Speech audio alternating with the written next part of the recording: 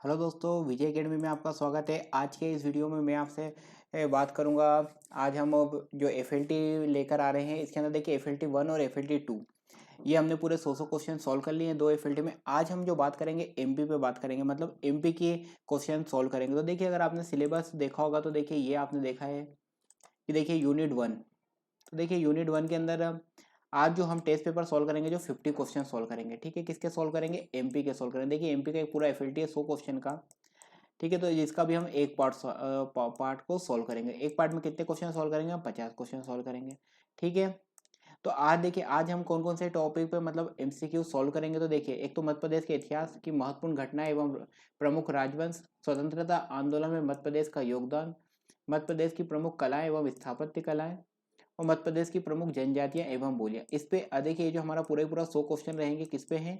इन चारों पॉइंट पर है, ठीक है। इसके अंदर से आज के हम इस वीडियो में कितने क्वेश्चन सॉल्व करेंगे? तो इस वीडियो में हम 50 क्वेश्चन सॉल्व करेंगे। नेक्स्ट जो वीडियो रहेगा उसके अंदर भी हम इन्हीं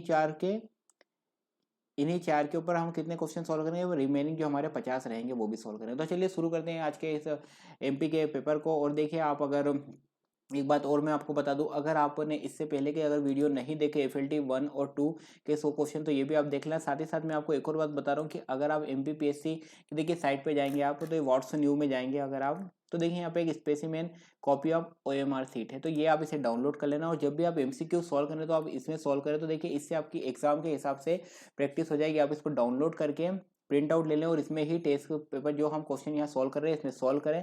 साथ ही साथ ये भी ध्यान रखें कि आपके कितने प्रश्न सही हो रहे हैं और कितने आपके गलत हो रहे हैं, ठीक है, ताकि आपको एक जज करने में बेनिफिट होगा। चलिए, तो अब हम बात कर लेते हैं क्वेश्चन नंबर 1 पर।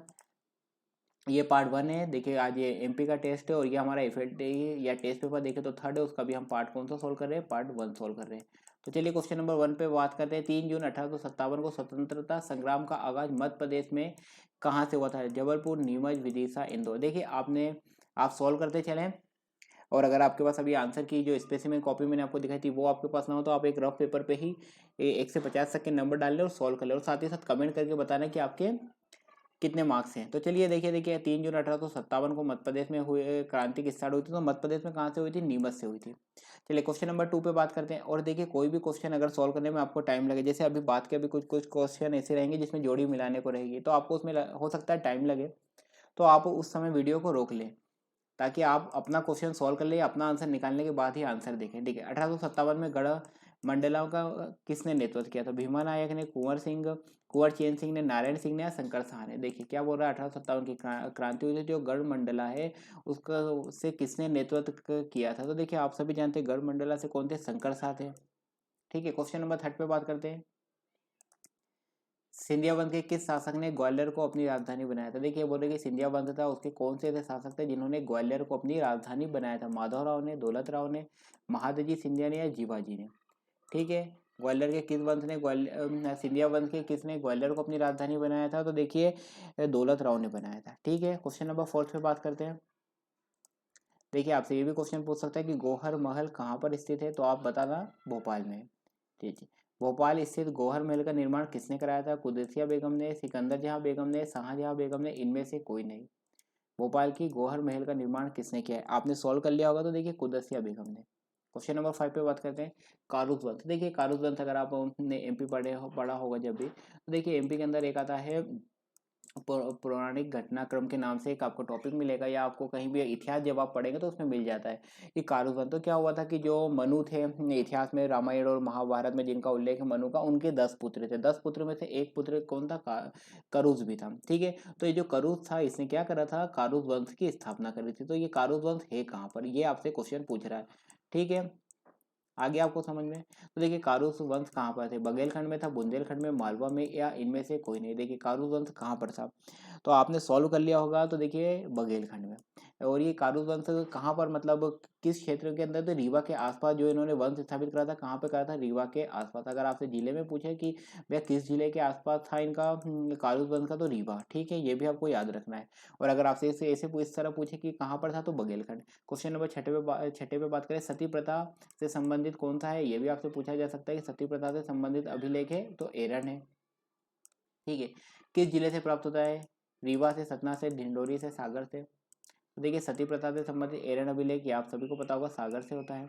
एक अब इसमें आपसे ये भी पूछा जा सकता है कि भैया ताम्रपासी के स्थल बताइए, तो ये तो आप जानते होंगे जैसे नवदा टोली या महेश्वर होगा, तो एरन भी क्या है, ताम्रपाषणिक स्थल है। ठीक है, ये भी आपको याद रखना है। साथ ही साथ आपको ये भी याद रखना है कि जो एरन एक ताम्रपाषणिक स्थल है, तो किसने इसकी खोज करी थी, तो कृष्णदत्त वाजपेयी ने। ठीक है, ये भी आप याद रखिएगा, कृष्णदत्त वाजपेयी ने। ठीक है, जो भी मैं आपको बताता हूँ ये भी आप नोट करते चले गए, इन पे भी क्वेश्चन बनने की प्रैक्टिस होती है कि भैया एरन एक ताम्रपाषाणिक स्थल है, किसने खोज की थी, तो कृष्णदत्त वाजपेयी ने। क्वेश्चन नंबर 7 पे बात करते हैं, जेजाक भुक्ति किसका पुराना नाम है, इंपॉर्टेंट क्वेश्चन है। रायसेन का, खजुराहो का, उज्जैन का, महेश्वर का। जेजाक भुक्ति किसका पुराना नाम है, आपने सॉल्व कर लिया होगा। तो देखिए जेजाक भुक्ति खजुराहो का है। ठीक है, इसे एक और नाम से भी जाने जाते हैं खजुराहो को, जैसा कि आप जानते हैं चेदी के नाम से भी जानते हैं। ठीक है, तो ये भी आपको याद रखना है कि भैया चेदी के नाम से कौन जाना जाता है, तो खजुराहो जाना जाता है। ठीक है, आपसे ये भी पूछा जा सकता है कि मध्य प्रदेश में जो देखिए 16 जनपद है, ये तो आप सभी जानते हैं 16 महाजनपद है, तो मध्य प्रदेश में कितनी जनपद है, तो मध्य प्रदेश में भैया 2 जनपद है। 2 में कौन कौन सी, एक तो अवंती, अवंती कौन सी, उज्जैन, और एक कौन सी अपनी चेदी, चेदी कौन सी, यही खजुराहो वाली। ठीक है, तो ये 2 है। चलिए, खरगोन में 1857 की क्रांति का नेतृत्व किसने किया था, देखिए कहाँ का पूछ रहा है, खरगोन का। अब इससे पूछा आपसे गड़ा मंडला का पूछा था, वो कहाँ पे था, ओके शंकर साथ है। तो खरगोन के कौन है, नारायण सिंह, टांटिया भील, भीमा नायक और देवी सिंह। ठीक है, अब ये जो आपके क्वेश्चन है किस टॉपिक से देखिए आ रहे हैं, तो ये देखिए स्वतंत्रता आंदोलन में मध्य प्रदेश का योगदान, इस टॉपिक से क्वेश्चन है ये। चलिए, तो ये आपने सॉल्व कर लिया होगा। खरगोन में 1857 की क्रांति का नेतृत्व किसने किया था, तो देखिए टांटिया भील। 2020 का अगर आपने एग्जाम पेपर पीएससी का देखा होगा, अगर नहीं भी देखा हो तो देखिए मैंने विजय अकेडमी के जब आप चैनल पे जाएंगे तो देखिए यहाँ पर मैंने आपको पूरा पेपर भी पढ़ाया है, वो आप उसमें देख लीजिएगा। ठीक है, ये 1 मिनट कहाँ पर था, यहाँ पर एक मैंने वीडियो, ये 25 जुलाई का जीएस पेपर एनालिसिस है, इसमें आपको मैंने पूरा पेपर सोल्व कराया है, तो ये आप देख लेना। ठीक है, 1 मिनट। तो देखिए यहाँ पर क्या क्वेश्चन क्या पूछा था कि जो भैया टांटिया भील है, इनका क्या नाम है, तो देखिए उन्हें टुंड्रा और टंटिया है, 2 नाम बताए हैं, दोनों ही ये ऑप्शन सही बताए थे आयोग ने। क्वेश्चन नंबर 19 पे बात करते हैं, मध्य प्रदेश में जबलपुर में, देखिए ये आपसे भी क्वेश्चन पूछा जा सकता है, झंडा सत्याग्रह कहाँ पर हुआ था, तो जबलपुर आपको याद रखना है। यहाँ जो क्वेश्चन पूछा जाए, झंडा सत्याग्रह कब हुआ था, 1922 में, 23 में, 25 में, 26 में। तो देखिए जो जबलपुर में हुआ था झंडा सत्याग्रह, ये आपको याद रखना है। और कब हुआ था, तो देखिए 1923 में। क्वेश्चन नंबर 10 पे बात करते हैं, 1818 में एंग्लो भोपाल की संधि किस नवाब के शासनकाल में हुई थी, दोस्त मोहम्मद खान के, यार मोहम्मद खां के, हमीदुल्ला खां के, या इनमें से कोई नहीं। चलिए देखिए, अगर आपको क्वेश्चन सॉल्व करने में टाइम लग रहा है, थोड़ा मैं जल्दी से आपको ऑप्शन बता देता हूँ आंसर, तो आप वीडियो को रोक लिया करें और अपना आंसर सॉल्व करने के बाद ही को देखा कीजिए आंसर। तो 1818 में एंग्लो जो भोपाल की संधि हुई थी किस नवाब के शासनकाल में हुई थी, तो देखिए जो भी ऑप्शन है इसमें से कोई नहीं, इनमें से कोई नहीं। क्वेश्चन नंबर 11 पे बात करते हैं, देखिए टाटे टोपे का, ये देखिए 1 मिनट, शिवपुरी में, हाँ, टाटा टोपे को शिवपुरी में फांसी कब दी गई थी, ये पूछा। अब आपसे क्वेश्चन पूछा जा सकता है कि टाटा टोपे को फांसी कब दी गई, कहाँ पर फांसी दी गई, तो आपको ये याद रखना है कि टाटा टोपे को है ना फांसी कहाँ पे दी गई थी, शिवपुरी में दी गई थी। अब ये पूछ रहा है आपसे, डेट पूछ रहा है कि कब दी गई थी, 18 अप्रैल 1859 को, 17 अप्रैल 1859 को, 16 मई 1859 को, 17 मई 1857 को टाटा टोपे को फांसी दी गई थी, शिवपुरी में दी गई थी, तो कब दी गई थी, देखिए 18 अप्रैल 1859 को। क्वेश्चन नंबर 12 पे बात करते हैं। अब देखिए ये क्वेश्चन एमपीपीएससी ने पहले भी पूछा, मतलब एमपीपीएससी के एग्जाम में ही पूछा हुआ क्वेश्चन है ये, कि मध्य प्रदेश का जलियांवाला बाग हत्याकांड के नाम से जाना जाता है। ठीक है, तो आपसे अब एग्जामिनर क्या पूछ सकता है, या तो ये क्वेश्चन रिपीट हो सकता है, या तो ये डेट भी पूछ सकता है कि मध्य प्रदेश में जो जलियांवाला बाग हत्याकांड है कब हुआ था, तो आपको ये डेट भी याद रखना है, 14 जनवरी 1931। ठीक है, 14 जनवरी 1931 की डेट भी आपको याद रखना है। चलिए, 14 जनवरी 1931 को हुए किस नरसंहार को मध्य प्रदेश का जलियांवाला बाग हत्याकांड के नाम से जाना जाता है, डेट याद रखेंगे आप, 14 जनवरी 1931। पंजाब मेल हत्याकांड, चरण पादुका, सोहावल नरसंहार और टूरिया सत्याग्रह। तो देखिए क्या बोल रहा है कि 14 जनवरी 1931 को हुआ था, मध्य प्रदेश का जलियांवाला बाग हत्याकांड हुआ था। तो ये देखिए कौन सा जाता है, चरण पादुका जो है मध्य प्रदेश का जलियांवाला बाग हत्याकांड कहा जाता है। ठीक है, कब हुआ था, 14 जनवरी 1931 को। यही मैं इतनी बार बता रहा हूँ आपको ताकि वो डेट याद हो जाए। चलिए, क्वेश्चन नंबर 13 पे बात कर लेते हैं, रानी दुर्गावती अकबर के किस सिपाह सालार से युद्ध करते हुए अपने प्राण निछावर कर दिए थे, उन्होंने मोहम्मद खां, आसफ खां, जलाल खां, इनमें से कोई नहीं। ठीक है, देखिए क्या बोल रहा है, रानी दुर्गावती ने किससे युद्ध करते हुए अपने प्राण निछावर कर दिए थे, तो देखिए आसफ खां से युद्ध करते हुए जब ये युद्ध में इन्हें पराजय की आशंका हुई थी, तो इन्होंने अपने प्राणों को निछावर कर दिया था। अब इसके अंदर देखिए आपसे एक और क्वेश्चन पूछा हुआ है, एमपीपीएससी ने पहले पूछा हुआ है कि भैया रानी दुर्गावती कहाँ की शासिका थी। ठीक है, ये एमपीपीएससी का क्वेश्चन था, तो गोंडवाना की शासिका थी वो। ठीक है, तो अब आपसे पूछा जा सकता है कि भैया रानी दुर्गावती ने किससे युद्ध करा था, तो आसफ खां से करा था। ठीक है, कुछ दूसरी रानियां भी और हुई हैं, जैसे कि रानी लक्ष्मीबाई और रानी अवंतीबाई। तो देखिए जो रानी लक्ष्मीबाई का सर हुरोज के साथ हुआ था, ये याद रखिए, रानी लक्ष्मीबाई का सर हुरोज के साथ। तो वहीं अगर आपसे बात करें अवंतीबाई की बात करें, तो अवंतीबाई का किससे हुआ था, अवंतीबाई का वार्डन से हुआ था। रामगढ़ की थी रानी अवंतीबाई, इनका युद्ध किससे हुआ था, वार्डन से हुआ था। ठीक है, एक और क्वेश्चन बन सकता है रानी लक्ष्मीबाई और अवंतीबाई पे। तो देखिए लक्ष्मीबाई की जो अंगरक्षित का थी वो कौन थी, तो वो झलकारी बाई है। तो ठीक है, ये भी आपको याद रखना है कि लक्ष्मीबाई की कौन थी, झलकारी बाई थी। लक्ष्मीबाई की झलकारी बाई थी। जबकि अगर आपसे पूछे रामगढ़ की जो रानी थी अवंतीबाई, उनकी कौन थी, तो अवंतीबाई की गिरधारी बाई थी। ठीक है, तो ये आपको ये भी प्रश्न पूछे जा सकते हैं। क्वेश्चन नंबर 14 पे बात करते हैं। मध्य प्रदेश से प्राप्त किस अभिलेख में अशोक का नाम अशोक मिलता है। मास्की अभिलेख जो है उसमें, गुर्जरा अभिलेख में, जूनागढ़ अभिलेख में, एरन अभिलेख में। ठीक है, अशोक का नाम किस अभिलेख में अशोक का नाम अशोक मिलता है, तो देखिए जो गुर्जरा अभिलेख है यहाँ पर मिलता है। अब अगला एक क्वेश्चन आपसे और बन सकता है कि भैया गुर्जरा जो अभिलेख है ये कहाँ पर है, तो ये आपको याद रखना है दतिया में है। ठीक है, क्या में है, दतिया में है। ठीक है, आ गया समझ में आपको, क्या में है, दतिया में, गुर्जरा दतिया में। क्वेश्चन नंबर 15 पे बात करते हैं। असीरगढ़ का किला किस जिले में स्थित है, रायसेन, मंदसौर, धार, बुरहानपुर। असीरगढ़ का किला पूछ रहा है कि कहाँ पर है, आपने सॉल्व कर लिया होगा, तो असीरगढ़ का किला बुरहानपुर में है। ठीक है, और भी अगर आप खानदेश के नाम से भी बुरहानपुर को जाना जाता है, इसका भी एक इतिहास है थोड़ा सा, मैं आपको जल्दी जल्दी बता देता हूँ। देखिए कि जो खानदेश थी इसकी स्थापना किसने की थी, तो देखिए मलिक अहमद राजा फारूकी ने की थी। ठीक है, मलिक अहमद, खानदेश की जो स्थापना थी किसने, मलिक अहमद राजा फारूकी ने की थी। कब की थी, तो 1382 में की थी। ठीक है, और उन्होंने जो राजधानी बनाई थी उनकी राजधानी बुरहानपुर थी। ठीक है, साथ ही साथ जो उनका सैनिक मुख्यालय था वो असीरगढ़ में था। और जब 1601 में अकबर ने जो खानदेश था उसको अपने राज्य में मिला लिया था 1601 में। जनरल क्वेश्चन क्या पूछा जा सकता है, असीरगढ़ का किला क्या है, तो बुरहानपुर में है। चलिए, इसको आपको मिलाना है जोड़ी। अगर आपसे ये क्वेश्चन को सॉल्व करने में थोड़ा सा मैं इसे छोटा कर दे ताकि आपको फुल विजिबल हो जाए। देखिए आपको फुल विजिबल हो रहा होगा क्वेश्चन। अगर आपको अब इस क्वेश्चन को सॉल्व करने में टाइम लगे तो आप वीडियो को रोक लीजिएगा। चलिए, अब हम इस क्वेश्चन को ही डायरेक्ट सॉल्व कर रहे हैं, तो अगर आपने सॉल्व नहीं कर पाए हो तो यहाँ वीडियो को रोक लीजिए। चलिए, अब मैं इसके आंसर बता रहा हूँ आपको। देखिए, मोहम्मद गोस का मकबरा, मोहम्मद गोस का अगर मकबरे की बात करें तो देखिए ग्वालियर में था, तो ग्वालियर में, तो इसका ऑप्शन क्या हो जाएगा, 3। नवाब सिद्दीकी हसन का मकबरा, देखिए नवाब हसन सिद्दीकी का भोपाल में था। सांगराजे सिंधिया की सांग सागर, अगेन यही ही था, तो सांग सागर। सर शिवपुरी में तात्या टोपे की समाधि शिवपुरी में, ये तो हमको पता, फांसी दी गई थी, उनसे समाधि पूछी तो वो भी शिवपुरी में, पर कहाँ पर, जादव में, जादव सागर में। तो ये देखिए 2। तो अब अगर हम बात करें 3 4 1 2, 3 4 1 2, तो ऑप्शन क्या हो जाएगा हमारा, बी हो जाएगा। ठीक है, इसका सही उत्तर क्या हो जाएगा, बी। चलिए, अब बात कर लेते हैं क्वेश्चन नंबर 17 पे। ये आपने सोल्व कर लिया होगा। क्वेश्चन 17 पे बात करते हैं। देखिए, ये भी पूछा जा सकता है कि भैया जो सात बहू का मंदिर है वो कहाँ पर है, तो ग्वालियर में है। ग्वालियर का जो दुर्ग है, ग्वालियर का जो किला है इसको क्या कहा जाता है, जिब्राल्टर ऑफ इंडिया भी कहा जाता है। ठीक है, तो मंदिर किसने बनवाया था, सात बहू का जो शस्त्र बाहू के नाम से भी जाना जाता है, ग्वालियर दुर्ग में है। तो किसने बनवाया था, महिपाल ने, सूरजपाल ने, जयपाल ने, चंद्रपाल ने।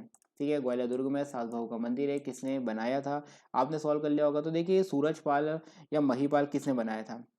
ठीक है, ये आपको क्वेश्चन को मैं चाह रहा हूँ कि आप इसे होमवर्क में सॉल्व करें, और मैं इसका आंसर आपको कमेंट बॉक्स में बताऊंगा। ठीक है, आप कमेंट करना इसका आंसर। क्वेश्चन 17 का आप आंसर चाहे तो ABC में भी लिख सकते हैं, या आप इसका आंसर भी लिख सकते हैं। ठीक है, और मैं आपको इसको कमेंट में पिन कर दूंगा। ठीक है, ताकि आपको वो जो गिनती रहेगी कि 50 में से आपके कितने मार्क्स है वो गड़बड़ाएगी नहीं। ठीक है, चलिए, ये बोला निम्नलिखित में से कौन सा कथन सही नहीं है, सही नहीं है मतलब गलत है। ठीक है, क्या है, गलत है। चलिए, रीवा विंध्य प्रदेश की राजधानी थी, जबलपुर महाकौशल की राजधानी थी, भोपाल चोर राज्य की राजधानी थी, धार परमार की राजधानी। ये बोल रहे कौन सा गलत है, वो आपको फाइंड आउट करना है। सही नहीं मतलब गलत है, आपने सॉल्व कर लिया होगा। देखिए, रीवा विंध्य प्रदेश की सही है, जबलपुर की महाकौशल भी सही है, और धार की परमार ये भी सही है। तो भोपाल की चोर राजधानी ये नहीं है, तो कौन सा इसका सी ऑप्शन हो जाएगा। बात कर लेते हैं क्वेश्चन नंबर 19 पे। अगेन IMP क्वेश्चन है। पिथौरा भित्ति चित्र बनाना किसकी कला है, पिथौरा जो कि भित्ति चित्र होते हैं ये किसकी कला है। देखिए, बेगा की, ठीक है बेगा है, ये भील है, 1 मिनट, ये भील है, भारिया है, गोंड है, ठीक है। तो पिथौरा भित्ति चित्र किससे संबंधित है, आपने सॉल्व कर लिया होगा। पिथौरा देखिए भील से संबंधित है। एक भूरीबाई भी एमपीपीएससी 2020 में क्वेश्चन पूछा हुआ भूरीबाई का, ठीक है। भूरीबाई चित्रकला किससे संबंधित है, तो भूरीबाई देखिए झाबुआ की थी और वो भीलों की चित्रकला, भीलों की उन्होंने चित्रकला की एक नई मतलब चित्रकला बनाई है, इसलिए उन्हें जाना जा रहा है। भीलों की है, झाबुआ की है, भूरीबाई है, ठीक है। क्वेश्चन पूछा जा सकता है, पूछा हुआ एमपीपीएससी में। चलिए बात कर लेते हैं क्वेश्चन नंबर 20 पे बात कर रहे हैं हम। देखिए यहाँ पे आपको बोल रहे हैं कौन सा युग्म सही सुमेलित नहीं है, ठीक है। अवंती उज्जैन, इंदौर इंदौर, सादियाबाद मांडू, नरपुर टीकमगढ़। आपने सॉल्व कर लिया होगा, इजी क्वेश्चन है, सही नहीं है। तो देखिए ये वाला नहीं है, क्योंकि नरपुर को क्या बोलते हैं, नरवर बोलते हैं, नरवर, ठीक है। नरवर कहाँ पर आता है, शिवपुरी में आता है, ठीक है। तो ये इसलिए इसका ये नहीं है। सादियाबाद मांडू सही है, ठीक है। जिनको नहीं पता हो तो मांडू को सादियाबाद भी बोलते हैं, सिटी ऑफ जॉय भी कहा जाता है, ये भी याद रखिएगा, ठीक है। चलिए बात कर लेते हैं क्वेश्चन नंबर 21 पे। मध्य प्रदेश में देखिए ये क्या बोल रहा है, अनुसूचित जाति का, एससी का मतलब आरक्षित संसदीय निर्वाचन क्षेत्रों की संख्या कितनी है। अनुसूचित जाति के लिए आरक्षित संसदीय निर्वाचन क्षेत्रों की संख्या कितनी है, 4 है, 5 है, 6 है, 7 है। अगेन फैक्चुअल और इजी क्वेश्चन है। अगर फिर भी आप अनुसूचित जाति का पूछ रहा है, संसदीय निर्वाचन क्षेत्रों की संख्या पूछ रहा है, तो देखिए 4 है। चलिए भील जनजाति का घोल गधेड़ो, आपसे ये भी पूछा जा सकता है कि घोल गधेड़ो किस जनजाति से संबंधित है, ठीक है। तो आपको ये याद रखना है भील से संबंधित है, ये क्वेश्चन भी बन सकते हैं जो मैं आपको बता रहा हूँ। घोल गधेड़ो किससे है, भील से है। कब मनाया जाता है, होली पे, दशहरा पे, दिवाली पे, राखी पे। आपने सॉल्व कर लिया होगा भील जनजाति का घोल गधेड़ो। क्वेश्चन नंबर 22 से बात कर रहा हूँ। तो देखिए ये भील का होली पे मनाया जाता है। देखिए अगेन जनजाति का क्वेश्चन अब कहाँ से पूछे जा रहे हैं, ये देखिए मैंने आपको पहले टॉपिक बता दिया था। देखिए जनजाति पॉइंट 4 ये वो हम सॉल्व कर रहे हैं, ठीक है। चलिए कौन सी जनजाति कबीर पंथी है, कबीर पंथी जनजाति पूछ रहा है आपसे। पनिका है, सहरिया है, रोतेले है, प्रधान है। कबीर पंथी किसे कहा जाता है, पनिका को कहा जाता है, ठीक है। क्वेश्चन नंबर 24 पे बात कर रहे हैं। चलिए इस क्वेश्चन को आपको थोड़ा दिखने में विजिबल होगा, तो ये देखिए अब आपको पूरा विजिबल। अगर आपको अब इसको सॉल्व करने में टाइम लग रहा हो तो आप यहाँ वीडियो को रोक लेना। चलिए अब मैं आंसर बता रहा हूँ आपको। देखिए गोंड है, तो गोंड कहाँ पर रहती थी, देखिए गोंड नर्मदा नदी के दोनों और सतपुरा के यहाँ, तो ये एका 2 हो जाएगा। भील आप सभी जानते हैं पश्चिमी मध्य प्रदेश में है, ठीक है। अब अगर हम बात करें सहरिया कहाँ पर है, तो देखिए सहरिया मध्य भारत के पठार में ही पाई जाती है, ये भी ठीक है। और भारिया पतालकोट में पाई जाती है, ये भी ठीक है। तो इनका 3 का 3 और इनका 4 का 4, 2 1 3 4, 2 1 3 4, बी ऑप्शन हो जाएगा। चलिए तो ये हमारा ऑप्शन क्या हो जाएगा, बी, ठीक है। क्वेश्चन नंबर बात करते हैं 25 पे। मध्य प्रदेश के किस जिले में न्यूनतम जनजाति प्रतिशत पाया जाता है, ठीक है। मध्य प्रदेश के किस जिले में न्यूनतम जनजाति प्रतिशत पाया जाता है। देखिए न्यूनतम पूछ रहा है, सबसे कम पाया जाता है किसका पूछ रहा है, जनजाति का पूछ रहा है। क्या पूछ रहा है, वो परसेंटेज में पूछ रहा है, ठीक है। संख्या नहीं परसेंटेज पूछ रहा है। बिंद मुरैना दतिया मंदसौर। सॉल्व कर लिया होगा। न्यूनतम जनजाति का परसेंटेज कहाँ पर पाया जाता है, क्वेश्चन नंबर 25। तो देखिए न्यूनतम परसेंटेज की बात करें जनजाति का, तो भिंड में पाया जाता है। Question number 26 again most time पे क्वेश्चन मार्क कर लेना, आप इसे पूछने जाने की बहुत ज़्यादा संभावना है। कि बादल भोई आदिवासी संग्रहालय कहाँ पर है, बालाघाट में, मंडला में, छिंदवाड़ा में, सिवनी में। बादल भोई आदिवासी संग्रहालय कहाँ पर है, तो ये बादल भोई आदिवासी संग्रहालय छिंदवाड़ा में है। क्वेश्चन नंबर बात कर लेते हैं मध्य प्रदेश की विशेष पिछड़ी। देखिए क्या बोल रहा है, विशेष रूप से पिछड़ी जनजातियाँ कौन सी नहीं है। यहाँ पे इस बात को आपको बहुत ज़्यादा ध्यान देना है। क्या बोल रहा है, विशेष पिछड़ी नहीं है। कोल, सहरिया, बेगा, भारिया विशेष पिछड़ी जनजाति नहीं है। आपने सॉल्व कर लिया होगा। क्वेश्चन नंबर 27 में बात करो तो देखिए कोल नहीं है। तो कौन कौन सी, आपसे याद रखना मध्य प्रदेश की विशेष पिछड़ी जनजाति अगर पूछा जाए कौन कौन सी है, आपको नहीं पता हो तो याद कर लेना कि बेगा, भारिया और सहरिया मध्य प्रदेश की विशेष पिछड़ी जनजातियां हैं। बेगा, भारिया, सहरिया। क्वेश्चन 28 में बात कर लेते हैं। निम्न में से किस जनजाति को जंगलियों के भी जंगली की संज्ञा दी, मतलब जंगलियों से भी जंगली कौन सी जनजाति को कहा जाता है, अबूझमाड़िया को, भारिया को, बेगा को, या सभी को, ठीक है। जंगलियों के भी जंगली। क्वेश्चन 28 पे बात कर रहा हूँ मैं। तो देखिए जो भारिया है जंगलियों की भी जंगली कहा गया है। क्वेश्चन 29 पे बात करते हैं। निम्न में से कोल जनजाति जिला समूह का निवास, मतलब कोल जनजाति कहाँ पर निवास करती है, ये आपको पूछ रहा है। कोल जनजाति का निवास पूछ रहा है आपसे। रीवा, सीधी, सतना में, मंडला, बालाघाट, तो बैतूल में, झाबुआ, धार, खरगोन में, इनमें से कोई नहीं। चलिए कोल जनजाति का अगर आपसे पूछ रहा है, निवास स्थान पूछ रहा है, तो देखिए रीवा, सीधी और सतना में है, ठीक है। रीवा, सीधी, सतना में। क्वेश्चन 30 पे बात कर रही है, अगेन सुमेलित करने का है। चलिए ये आपको पूरा विजिबल हो रहा होगा। हाँ, यहाँ पे अब आप वीडियो को यहाँ पर रोक लीजिए और इस क्वेश्चन को सॉल्व कीजिए। अब मैं इसके आपको सॉल्व करवाता हूँ, ठीक है। आप इसको रोक के अपना आंसर निकाल लेना। चलिए क्वेश्चन नंबर 30 पे बात करें, घोटुल। तो देखिए घोटुल क्या था, ये युवाओं का ग्रह था, तो इसका 2 हो जाएगा। भगोरिया, भगोरिया भीलों का त्यौहार है, ये तो आपको पता है, ठीक है। तो देखिए ये कहाँ पर होता है, भगोरिया भीलों का है, ठीक है। ये क्या होता है, इनमें उनका भगोरिया होली के अवसर पर मनाया जाता है, ये उनका एक विवाह पर्व कह सकते हैं भीलों का। तो देखिए ये हो जाता है 2-1, बी का 1 हो जाएगा। अब बात करते हैं बेवार पे। तो भी देखिए बेवार किसकी है, बेगा की है, ठीक है। बेगा चक के बेगाओं द्वारा की जाने वाली, बेगा चक के बेगाओं द्वारा की जाने वाली परंपरागत खेती है, ये इसका ए है। कर्मा, कर्मा क्या है, पूर्वी मध्य प्रदेश में, पूर्वी मध्य प्रदेश की जनजातियों में प्रचलित नृत्य और लोकगीत है, ठीक है। तो ये क्या हो जाएगा, 4 का 4 हो जाएगा। तो देखिए हमारा क्या बना, 2 2 1 3 4, ये है 2 2 1 3 4, तो हमारा ऑप्शन क्या हो जाएगा, बी।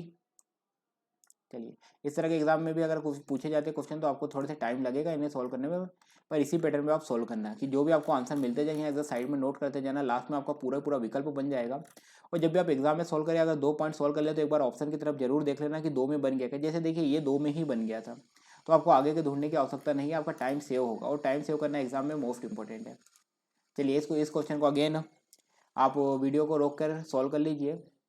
चलिए अब इसको हम सॉल्व करते हैं। छिंदवाड़ा, छिंदवाड़ा के अंदर क्या मिलेगी, भारिया मिलेगी, तो ए का 2 हो जाएगा। मंडला, मंडला के अंदर क्या मिलेगी, मंडला में हमारे गोंड मिल जाती है, मंडला में गोंड, तो ये थर्ड हो जाएगा। झाबुआ के अंदर कौन मिलती है, झाबुआ में भील मिलती है, ये सबको पता है। देखिए जो आपको सबसे अच्छे से पता हो सबसे पहले उसे सॉल्व करना आप, ठीक है। झाबुआ में भील मिल जाए। अब शिवपुरी में क्या मिल जाए, शिवपुरी में सहरिया है, ठीक है।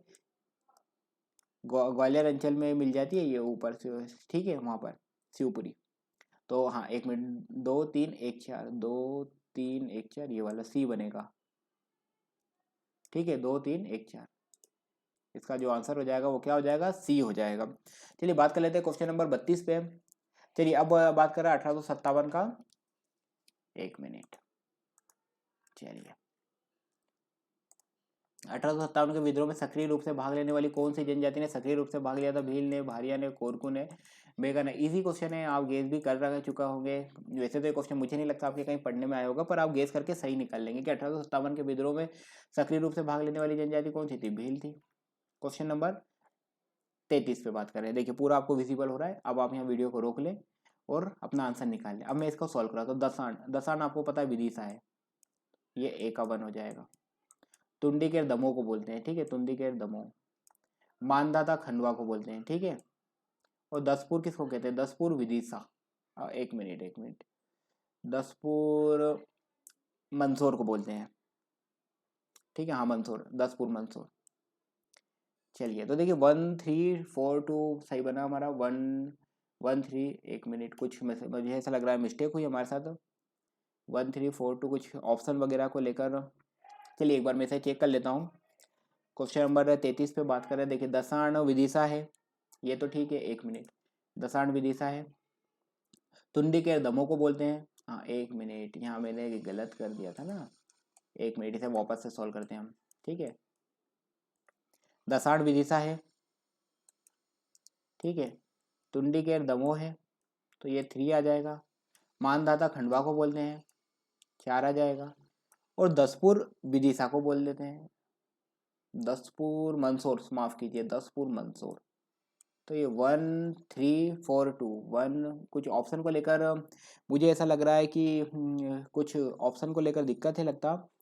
1 3 4 2, नहीं नहीं मिल गया ना, ये 1 2 3 4, 1 3 4 2 सही है, तो सी ऑप्शन हो जाएगा, 1 3 4 2। चलिए थोड़ा सा मुझे भी देखिए इस तरह के क्वेश्चन सॉल्व करने में कई बार टाइम लग जाता है, तो आप भी थोड़ा सा देखिए इस तरह के क्वेश्चन है। कभी एग्जाम में भी आपसे अगर ऐसा लगे कि यार मुझसे कुछ मिस्टेक हो रही, तो अपने आप क्या कीजिएगा, आप है ना वापस से सॉल्व करिएगा शुरू से क्वेश्चन, जैसे मैंने पूरा मिटार के फिर से सॉल्व किया था। तो इसी पैटर्न में कीजिएगा, भाई दसाण क्या हो जाता है, दसाण विदिशा, तुंडी के दम हो जाता है, मानदाता खंडवा में हो जाता है, दसपुर आपका, दसपुर मंदसौर हो जाएगा, ठीक है। दसपुर रावण का जो क्या कहा जाता है ना, वो मंदसौर, ठीक है। दसपुर इसलिए इसका नाम दसपुर है, 10 सिर से रावण के, इसलिए मंदसौर, ठीक है। एक मानदाता, मानदाता का देखिए मानदाता का खंडवा में आता है, ठीक है। ये इक्ष्वाकु वंश के थे। मुचकुंद ने बताया था, ये भी क्वेश्चन आपसे पूछ सकता है, मानधाता की स्थापना किसने करी थी, तो इक्ष्वाकु वंश के थे वो, इक्ष्वाकु वंश के मुचकुंद ने की थी, ठीक है। फिर बाद में इसका माहिष्मती नाम किसने कर दिया था, तो वो हे वंश के थे। यदुवंश की जो हे शाखा थी उसके जो महिष्मत राजा थे उन्होंने इसका नाम क्या कर दिया था, उनके नाम पे रख लिया था माहिष्मती, ठीक है। तो ये भी आप याद रखिएगा, ठीक है। चलिए अगेन, कौन सा सुमेलित नहीं है आपको, आप थोड़ा सा टेक्निकल पेपर जा रहा होगा आपको, मैं समझ सकता हूँ। थोड़ा सा पेशेंस रखिए और सॉल्व कीजिए। एमपीपीएससी का भी आप 2020 का पेपर देखिएगा किस तरह का था। अगर जिनको भी थोड़ा सा पेपर टफ लग रहा हो वो एमपीपीएससी का, मैं उसकी साइट भी मैंने आपको बताई थी अभी, उस पर जाकर आप एमपीपीएससी 2020 का पेपर डाउनलोड कर लेना, ठीक है। नहीं तो मैं आपको बता देता हूँ, 1 मिनट चल के, चलिए एमपीपीएससी ये रहा, एमपीपीएससी के उस पर जाके चलिए ये एमपीपीएससी के सिलेबस, 1 मिनट, सिलेबस की जगह प्रीवियस पेपर में चले जाना आप, यहाँ ओल्ड क्वेश्चन पेपर में, और यहाँ पर देखिए ये एमपीपीएससी यहाँ पर स्टेट, ये देखिए प्रीलिमिनरी 2020 का जीएस 1 का पेपर आप डाउनलोड कर लेना, ठीक है। तो आपको समझ में आ जाएगा किस लेवल पे पूछा है। चलिए क्वेश्चन 34 पे बात कर लेते हैं। राजवंश तो संस्थापक की बात कर रहा है, क्वेश्चन नंबर 34 से देखिए, चंदेल वंश का आपने सॉल्व कर लिया होगा, अब इसको हम डायरेक्ट सॉल्व करते हैं। चंदेल वंश के नन्नुक थे, ये ठीक है। वो परमार का उपेंद्र है, ये भी ठीक है, ठीक है। कलचुरी की कोकल ने रखी थी, कलचुरी वंश तो ये कोकल ने रखी थी, ठीक है। पर बुंदेला की वीर सिंह जूदेव ने करी थी, तो कौन सुमेलित नहीं है, तो इसका डी सुमेलित नहीं है, ठीक है। ये इसके संस्थापक नहीं थे, ठीक है, बुंदेला वंश के। क्वेश्चन नंबर अगेन 35 पे बात कर रहे हैं, यहाँ पर जोड़ी और कूट भी दिया हुआ है इसको। चलिए यहाँ पर आप वीडियो को रोक लेना, सॉल्व कर लेना। चलिए अब मैं इसे सॉल्व कर रहा हूँ। कुंवर चैन सिंह की बात करें, क्वेश्चन नंबर 35 पे बात कर रहे हैं। कुंवर चैन सिंह, तो देखिए कुंवर चैन सिंह कहाँ के थे, सीहोर के थे, ठीक है। तो ए का 4 हो जाएगा। महाराजा छत्र साल की बात करें तो देखिए महाराजा छत्रसाल धुबेला के थे। पेशवा बाजीराव, ये तो आपको सबको पता है, पेशवा बाजीराव रावलखेड़ी के अंदर है, मूवी भी देखी होगी आपने।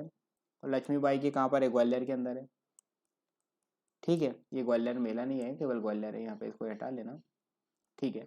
तो देखिए 4 3 2 1, 4 3 2 1 बी ऑप्शन हो जाएगा हमारा, ठीक है। तो इसका आपने भी सॉल्व कर लिया होगा।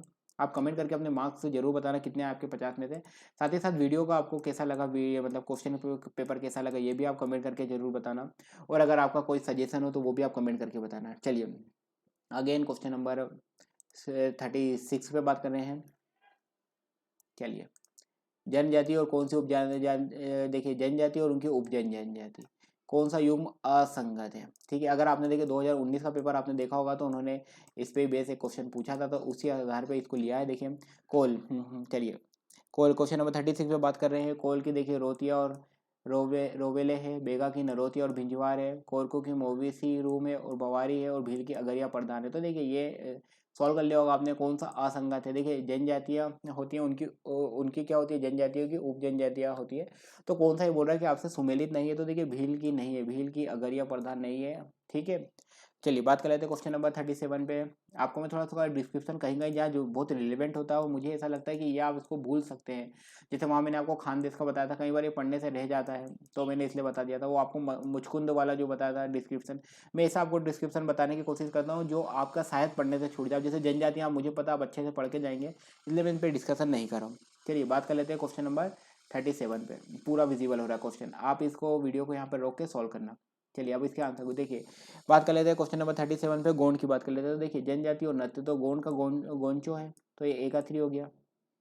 बेगा की बात कर लेते हैं, बेगा का बलमा हो जाता है, तो ये बी का 1 हो जाएगा। मूड़िया, मूड़िया का देरता हो जाएगा, ठीक है, मूड़िया का देरता हो जाएगा। बात कर लेते हैं कोरकू की, तो देखिए कोरकू चटकोरा, कोरकू चटकोरा, ऐसे याद रखना है। तो देखिए अब बन गया 3 1 4 2, 3 1 4 2, तो बी ऑप्शन हमारा आंसर हो जाएगा, ठीक है। क्वेश्चन नंबर 38 पे बात करते हैं। चलिए अगेन इंपॉर्टेंट क्वेश्चन है ये। मांडू, आपसे पूछा जा सकता है हिंडोला महल कहाँ पर है, पूछा हुआ भी था जहाज महल 2019 के पेपर में। तो भैया मांडू स्थित हिंडोला महल या जो दरबार हाल है उसका निर्माण किसने करा था, ये पूछा है आपसे। अलब खान ने करा था, गयासुद्दीन खिलजी ने करा था, सुल्तान नासिरुद्दीन शाह ने करा था, या मोहम्मद शाह ने करा था। ये आपसे बोल रहे हैं कि जो हिंडोला महल है, तो ये आपसे ये भी पूछा जा सकता है कहाँ पर है, तो मांडू में। मांडू कहाँ है, धार में, ठीक है। सिटी ऑफ जॉय भी कहते हैं, सादियाबाद भी कहते हैं, जैसा भी डिस्कशन करा था हमने। तो देखिए हिंडोला भवन का निर्माण किसने करा था, अलब खान ने करा था, याद रखिएगा, मोस्ट इंपोर्टेंट क्वेश्चन है, ठीक है, हिंडोला महल। क्वेश्चन नंबर 39 पे बात करते हैं। दिल्ली दरबार, मांडू के किले में स्थित है। आपसे ये भी पूछा जा सकता है दिल्ली दरबार कहाँ पर है, तो दिल्ली दरबार मांडू के किले में स्थित है। इस मांडू के किले का निर्माण करवाया गया था। ठीक है, अब बात कर लेते हैं अलब खान ने, गयासुद्दीन खिलजी ने, सुल्तान नासिरुद्दीन शाह ने, महमूद शाह ने। आपको ऑप्शन सेम लग रहे होंगे, ऑप्शन सेम ही रखवाए मैंने। ठीक है, क्या बोल रहा है, दिल्ली दरबार ये जो है मांडू के किले में स्थित है। इस मांडू के किले का निर्माण, मांडू के किले का निर्माण किसने कराया था? ठीक है, तो भैया अलब खान ने कराया था। चलिए बात कर लेते हैं क्वेश्चन नंबर 40 पे। आपको क्वेश्चन पेपर कैसा लग रहा है जरूर कमेंट करके बताना। चलिए, खजुराहो के प्रसिद्ध शिव मंदिर, देखिए कंदरिया जो महादेव का मंदिर है वो किसका मंदिर है ये भी पूछा जा सकता है, तो शिव का मंदिर है। ठीक है, किस वन से संबंधित है? खजुराहो से संबंधित है। खजुराहो को क्या बोला जाता है? जेजाग भुक्ति भी कहा जाता है। ठीक है, चेदी भी कहा जाता है, ये भी आपको डिस्कशन हमारा पहले हुआ है। तो कंदरिया महादेव का निर्माण किस चंदेल शासक ने करवाया था? धंग ने, विद्याधर ने, यशोवर्मन ने, परमादि देव ने। ठीक है, क्या बोल रहा है, खजुराहो के प्रसिद्ध शिव मंदिर का निर्माण किसने करवाया था? कंदरिया महादेव का निर्माण। तो देखिए कंदरिया महादेव का विद्याधर ने कराया था। एमपीपीएससी ने पूछा हुआ क्वेश्चन है ये। इनके बाकी भी मंदिर हैं, धंग ने भी कुछ बनाए थे, तो आपको सारे मंदिर जो चंदेल वंश ने बनाया अच्छे से याद करके जाना, बिल्कुल रट के। अगर आपने एमपीपीएससी 2019 मेंस का पेपर भी देखा हो, एमपीपीएससी 2019, क्या बोल रहा हूँ मैं, 2019 मेंस का पेपर अगर आपने देखा हो तो क्या पूछा उन्होंने? विद्याधर की उपलब्धियों पे 300 शब्द थे। देखिए ओल्ड पेपर में 300 शब्द थे, तो 300 शब्द में क्वेश्चन पूछा है। विद्याधर की उपलब्धियों पे 15 मार्क्स का क्वेश्चन था, और वो ठीक है आपको समझ चुके होंगे आप। 300 शब्दों में पूछा था, विद्याधर की उपलब्धियों पे पूछा था। 2019 के पेपर 1 GS 1 में पूछा था 15 मार्क्स में विद्याधर की उपलब्धियों पे। तो अगेन चंदेल वन बहुत IMP है। चलिए अब आप इस वीडियो को रोक के सॉल्व करना, मैं इसका सॉल्व कराता हूँ। चलिए, प्रमुख वंश और राजधानी है सुमेलित करना है हमको। क्वेश्चन नंबर 41 पे तो देखिए ओली वंश जो है, ओली वंश दसपुर में है, तो ये दसपुर में है। ठीक है, कलचुरी वंश कहाँ पर है? तो कलचुरी वंश हमारा त्रिपुरी में है, त्रिपुरी कलचुरी में है। ठीक है, बुंदेला कहाँ पर है? बुंदेला ओरछा। अब देखो आपको जो सबसे जल्दी याद आ जाता है वो बुंदेला ओरछा, तो आप इस तरह से सॉल्व करना, जैसे आप बुंदेला ओरछा, होलकर इंदौर ये सबको पता है, तो आप ये इनको पहले देखिए, आप ऐसा नहीं शुरू से ही करें। अब आपको पता है ओली वन तो कलचुरी नहीं पता, तो आप थर्ड से सॉल्व करें। देखिए बुंदेला ओरछा हो गया और होलकर इंदौर आ गया, तो 1 और 4 मिल गए। तो देखिए 1 और 4 एक ही ऑप्शन में, ये देखिए आप अगर आपको आगे के नहीं भी पता थे तो भी आपका ये ऑप्शन बन जाता है। 2 3 1 4 ए इसका ऑप्शन है।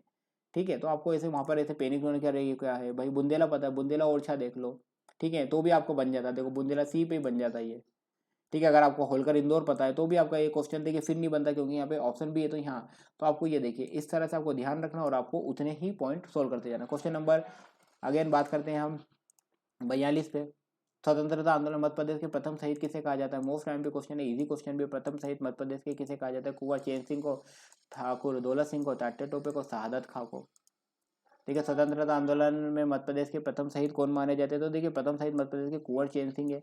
आपसे पूछा भी था कुंवर चैन सिंह कहाँ के हैं, तो सीहोर के हैं, ये भी आपसे पूछा था। ठीक है, और ये शहादत खां कौन थे भैया? शहादत खां ने जब 1857 की क्रांति हुई थी तो इंदौर का जो नेतृत्व करा था वो शहादत खां ने किया था। ठीक है, 1857 की क्रांति में इंदौर और मऊ से शहादत खां और भगीरथी खां ने किया था। टाटा टोपे कौन थे? टाटा टोपे रामचंद्र, इनका ये भी पूछा जाता है कि टाटा टोपे का नाम क्या है, तो रामचंद्र पांडुरंग है। ठीक है, इन्होंने रानी लक्ष्मीबाई के साथ मिलकर गोरिल्ला युद्ध पद्धति के वो माने जाते हैं। ठीक है, कि गोरिल्ला युद्ध पद्धति से सबसे ज्यादा युद्ध किसने करा था? टाटा टोपे ने करा था। ठीक है, ये भी याद रखना, टाटा टोपे का रामचंद्र पांडुरंग नाम है। ठीक है, और महाराष्ट्र का बाघ भी कहा जाता है इनको। ठीक है, किसको? टाटा टोपे को। तो यहाँ का जो इसका ऑप्शन है आपने सोल्व कर लिया होगा, मेरे का हाँ कुंवर चैन सिंह। चलिए, ये डिस्कशन भी आप याद रखना, इनसे भी क्वेश्चन बन सकते हैं जो हम डिस्कशन कर रहे हैं।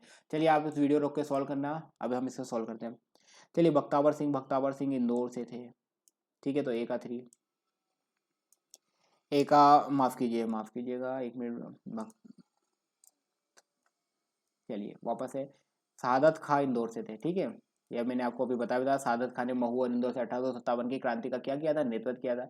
अब देखिए बी का 3, अब देखिए आपको क्या एक और ढूंढना पड़ेगा, क्योंकि देखिए बी ऑप्शन में भी है और डी ऑप्शन में भी 3 है। चलिए, बख्तावर सिंह कहाँ के थे? ये अमझेरा रियासत के थे। ठीक है, महादेव तेली की बात करें तो महादेव तेली देखिए बैतूल के थे, ये बैतूल बाजार थे।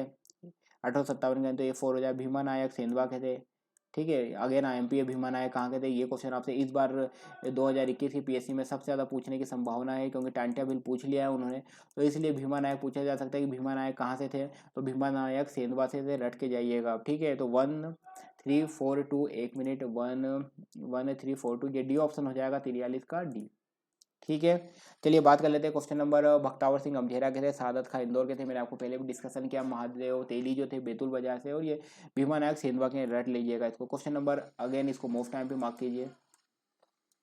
मगनलाल ओसवाल इंदौर सराफा खान से संबंधित है। इंदौर का सराफ देखिए, अब आपसे पूछा जाएगा कि ये सराफा खान कहाँ हुआ था, ठीक है, तो इंदौर में हुआ था, एक क्वेश्चन ये बन सकता है। अब बात करते हैं इंदौर में जो सराफा कांड हुआ था उसमें कौन संबंधित है, तो मगनलाल ओसवाल, ये क्वेश्चन नंबर आपका सेकंड बन गया। ठीक है, सराफा कांड का हुआ था, इंदौर में हुआ था, कौन इससे संबंधित है, मगनलाल ओसवाल संबंधित है। अब आपसे पूछ रहा है थर्ड क्वेश्चन जो बनेगा इससे कि डेट, तो देखिए डेट कब हुआ था, सितंबर 1942 में हुआ था। आपने सॉल्व कर लिया होगा, ठीक है, इसलिए मैंने डायरेक्ट ऑप्शन बताया, ठीक है, सितंबर 42 में।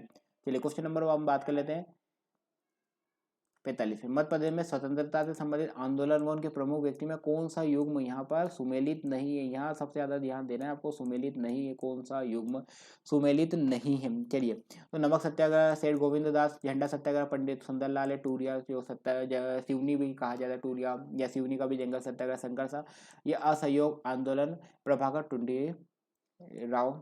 ठीक है, सुमेलित नहीं है, ये पूछना है आपको। देखिए अब आपने सोल्व कर लिया होगा।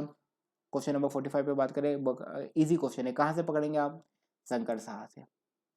शंकर शाह कहाँ के थे, गोंडवाना के थे, इन्होंने 1857 की क्रांति में भाग लिया था, पहले भी हमने डिस्कशन किया इस पे, ठीक है, तो ये इसका बन गया। ठीक है, तो मतलब नमक सत्याग्रह से कौन है, सेठ गोविंद दास है, ये ठीक है, और झंडा सत्याग्रह पंडित सुंदरलाल है, और असहयोग में प्रभाकर टुंडीराव जाटव थे, प्रभाकर ढूंढीराव, ठीक है, प्रभाकर ढूंढीराव। अब आपसे एग्जामिनर क्या पूछ सकता है कि भैया नमक सत्याग्रह से कौन संबंधित है, तो आपको ये याद होना चाहिए कि भैया सेठ गोविंद दास है। झंडा सत्याग्रह से कौन है, पंडित सुंदरलाल है। असहयोग में प्रभाकर ढूंढीराव है। तो आपको ये जो नाम लिखे हैं यहाँ पर, ये भी आपको याद होने चाहिए, ठीक है, जब भी आप इस टॉपिक को पढ़ेंगे ये भी आप याद रख करके जाएंगे, क्योंकि डायरेक्ट क्वेश्चन आ जाएगा। असहयोग आंदोलन से कौन संबंधित है, मध्य प्रदेश के, तो प्रभाकर ढूंढीराव है। झंडा से कौन है, तो सुंदरलाल है। नमक से कौन है, सेठ गोविंद दास है। तो ये भी आपको याद रखना है, ठीक है। क्वेश्चन नंबर 46, परमार वंश से संबंधित शासक है, मुंज है, सिंधुराज है, सियक द्वितीय है, परमादिदेव है। ठीक है, चलिए परमार वंश से संबंधित शासक में आपको बोलना है कि कौन है भैया, ये बताना आपको, संबंधित है। ठीक है, एक मिनट, ये मुझे लग रहा है कि सिंदूर, ये तो इस हिसाब से यहाँ पर नहीं लिखने से शायद रह गया होगा, क्योंकि इसमें देखिए परमार वंश से संबंधित नहीं है, तो कौन नहीं है, परमादिदेव नहीं है। ठीक है, तो इसका आंसर क्या हो जाएगा, डी। ठीक है, क्योंकि मुंज सिंधुराज सियक और ये तो सब है, तो इस हिसाब से कौन नहीं है संबंधित परमार वंश से, तो परमादिदेव नहीं है। ठीक है, परमादिदेव, ठीक है, वो आला उदल की कहानी आपने को पता याद आ गया होगा। 47 पे बात कर लेते हैं।